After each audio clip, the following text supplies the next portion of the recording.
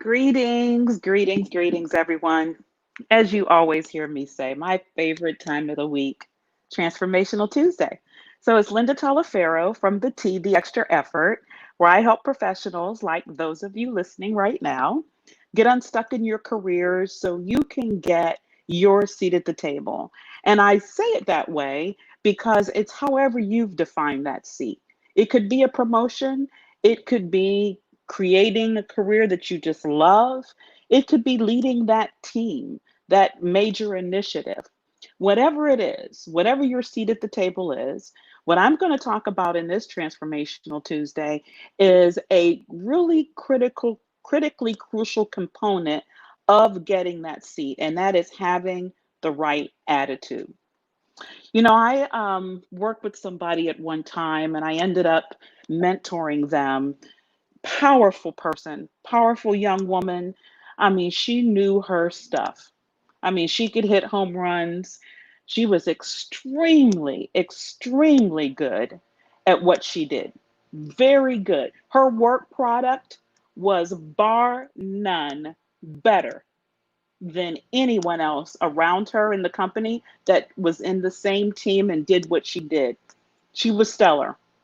Problem is, she had a reputation in the company of people not wanting to work with her. They didn't even want to be in the same room sometimes as her. They may have even seen her come down the hall coming towards them in the hallway, they go the opposite direction because she had such a negative attitude, had like a chip on her shoulder almost. So she was great at getting the work done, but she really was terrible at the job. And what I mean by that is the work we do, the work product, it could be you could be in sales, you could be in finance, you could be in engineering, you could be in quality like I'm in, you could be in whatever. That's the work that you do. That's the work that you do. But the job is more about how do you lead? Are people inspired by you? Are they motivated by you? Are they driven? Are they excited to have you as part of the team? So, getting the tasks done are one thing. That's the work we do. But the job holistically is made up of other aspects, of which is extremely important to have the right attitude to show up. And if you say you want to be that leader, you say, look, Linda, that is my goal in my career. I want to be a leader. And I often say it's not necessarily defined by a title. Leaders are not defined by titles alone. So you say, I want to be a leader. There's a difference between being a leader and being a dictator. And that is rooted in your attitude. Are you coming into the room? And I shared this in another Transformational Tuesday, as if you're the only smartest person in the room, therefore everybody else is beneath you. That's not being a leader. Are you the type that tells people what to do rather than listening for their voice and input into the discussion? That's being a leader. And your attitude is critical. Your attitude, your positivity, how you show up every day is critical to that success as a leader. Now, I know it's not easy. I know it's not easy. And some of us, unfortunately, are in atmospheres and situations at work where the workplace is negative in itself. And so I can hear you say, Linda, look, I hear you, but you don't understand the place that I go into every day. And I get that. I get that. I've been in negative work environments, so I know exactly what you're talking about. But understand that there's a way to still show up in your authenticity, still show up as that positive leader, that person that people seek out in spite of what's going on around you. Now, I'm not saying at all be passive aggressive. Please hear me. It's not a passive aggressive bone in my body. Although my husband, every now and then, he will say, "Oh, there you go, being passive aggressive," and I'm like, "No, I'm stating facts." So there's not a passive aggressive bone in my body. So I'm not saying that. I'm not saying that you just grin and bear it. No, that's not what I'm saying. But you cannot, there's way, you don't have to allow that negativity that other people are spewing, walking in with their shoulders, their arms tied, or, they're totally disconnected, or they have a scowl on their face, or there's something always wrong. There's something always wrong. Nothing's ever right. Certain people walk in a room, you ever know those people? Something is always wrong. You don't have to allow that kind of attitude, that kind of negativity to enter for you. That's what I'm talking about. In spite of that, you can show up. You can show up and be the difference in that environment. And if you're struggling with that, I would offer this to you to really take time to reflect, to dig, to do what I do with my clients. And that one of my methodologies is to peel back the layers and really understand, where is the negativity coming from? What is the root of it? If you are down, if you're not, you can't find a positive thing to even consider, if things are always going the wrong direction for you, where is that coming from? What really is it rooted in? We tend to pick the easy route and say, oh, it's a coworker or it's my boss. And don't get me wrong, it could be.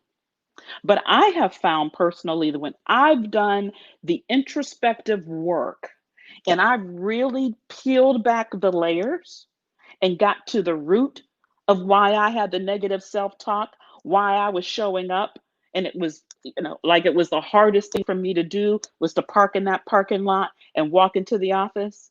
There were other things going on with me. And once I recognized those, was honest with myself, and addressed it and owned my stuff, a lot of that just wasted, just kind of melted away. And I could show up in spite of Sally, John, Robert, Sue, whoever was acting crazy. In spite of them, I was full and content and happy and positive and excited. I was showing up in my greatness, showing up in my full worth, doing not just the work, but the entire job. So that's what I would implore you to do. If you're finding a struggle, I'm telling you, I've done this a long time. 9 times out of 10, you peel back. There's other things going on that you can address and then show up. It's extremely important. You guys know I talked about executive presence the last 3 Tuesdays, where I broke down the components of that. And one of it, if you remember, was gravitas. And gravitas was grace under fire, poise, how people show up in the middle of chaos and conflict. Well, you can't show up with your executive presence if you have a bad attitude. The two just do not go together. They do not go together. They can't be in the same room. Bad attitude and executive presence, not in the same room. So once you find the root of the negativity, and believe me, remember, you can only control what you bring to the table, no one else. You find the root of those negative self talk you're telling yourself and the stuff that's bringing you down, you deal with that, and then you start to rise above the chaos that's around you. You do not allow it to become you, become part of you.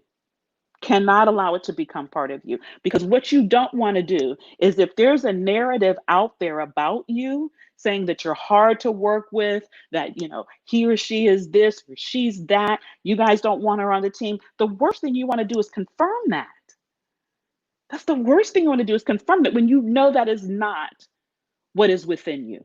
You bring more than the limitation of a bad attitude and what that puts on you.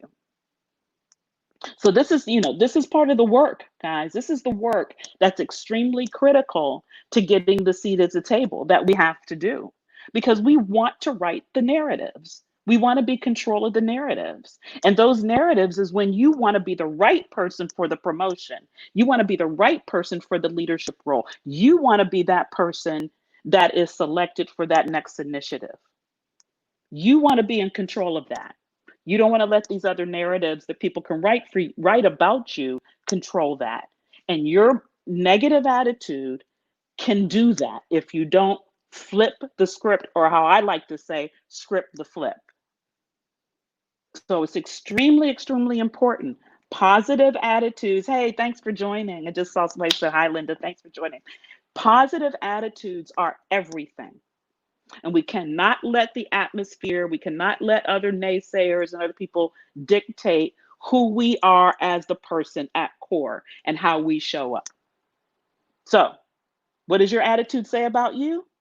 You want to make sure it says you're the leader, you're that person that deserves that seat at the table as you've defined it, as you have your eyes set on it. You're that person. That's what your attitude should say about you each and every day. Even when it's the most difficult time for it to show up, that's even more of evidence that you're that person, you're that leader. So, as you probably noticed before I shut down, you see the background's different because I'm traveling this week. You guys know that's been following me. I'm usually always traveling, and then with the virus, not. So we just came out for a little bit just this week, just 3 days. I ain't trying to do a lot with COVID, but I needed to get to some sites. I needed to see some things, and I just needed to be in the same space with some of my team members. So here in the US, doing some traveling, I'm in a hotel. Used to be my second home for a long time there. So that's why you see a change in background. But I'm never going to miss a transformational Tuesday. So I hope you got some nuggets. You want your attitude to say about you is that you are that leader. All right. See you next week.